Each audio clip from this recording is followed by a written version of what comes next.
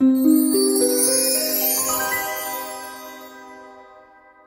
September 11, 1671, the island of Guam trembled as the first Chamorro uprising erupted. For 8 grueling days, waves of Chamorro fighters surged against the mission's walls. 30 Spanish soldiers struggled to hold the line.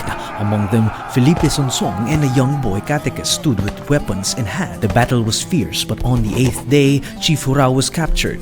Yet Father San Vitores ordered his release. In October of 1671, Hurao, unyielding in his defiance, resumed his assault on the Spanish missions. The fighting spread beyond Guam, reaching the other islands of the Marianas.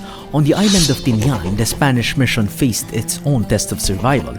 Among the defenders was a 12-year-old Kapampangan catechist, Andres de la Cruz. Though just a boy, Andres stood firm in the face of danger. The odds were stacked against him, but Andres fought to protect the mission and those who sought refuge in its wall. On April 1, 1672, Nicolas de Figueroa, along with 3 companions, traveled through hostile territory.